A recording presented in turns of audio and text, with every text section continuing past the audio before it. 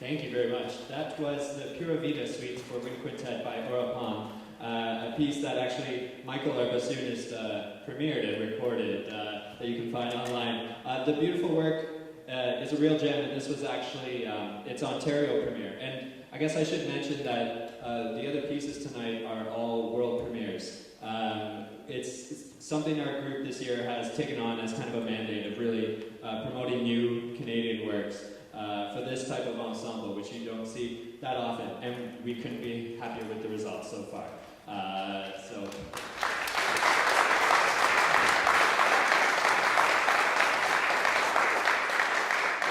And our final piece of the program is by a good friend of ours, and his name is Kevin Lau, so we'll welcome him up right now.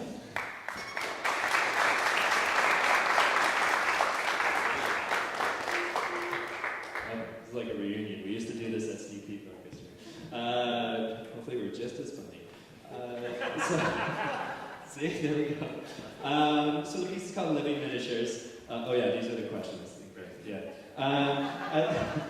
As someone who has a great deal of experience writing for all types of ensembles, what were some of the challenges writing for Wind Quintet? Because we know we're not easy. We know it's not. I think breathing is the main one. Yeah. Just, in the sense that it's very difficult to sustain a line with a wind quintet as compared to something like a string group.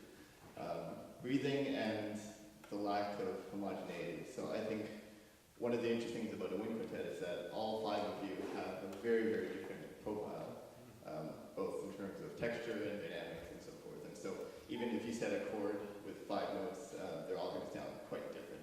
Yeah. So that's one of the basic challenges.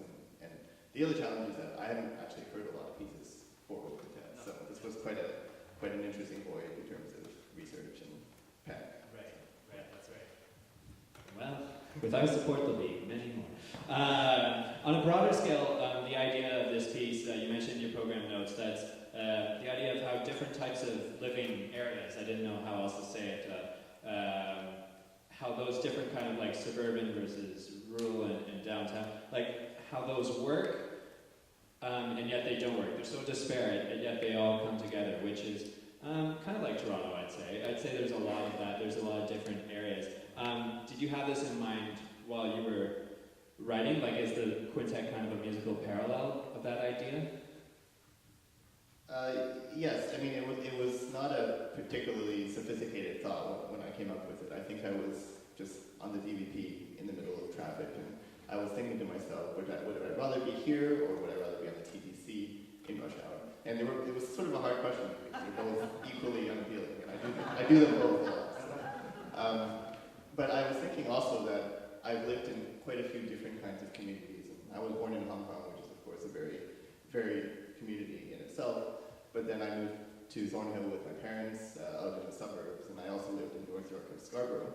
And now I'm living basically at Bloor and Yonge. And meanwhile, my fiance comes from a family which is basically located in the middle of nowhere. Like they're on a farmland with no neighbors whatsoever. And it's interesting to me to see how people behave differently in different environments. And I think that's about as far as my thinking got, I think, until I started to think about music. And so the 3 movements of this piece are, in many ways, they're not so much descriptions of those 3 places, because that I think for me, it's hard, once the music gets going, it sort of takes a life of its own. And so it just happens that in this quintet, some of the lives that these communities took have a slightly darker undercurrent. And so it occurred to me that maybe the stereotype of these communities I started to explore a little bit until the 3rd movement, where the facade kind of disappears entirely, and it becomes every musician for themselves. That sounds like a normal rehearsal for us. So, anyway, I think that's it. Thank you very much. Thank you so much.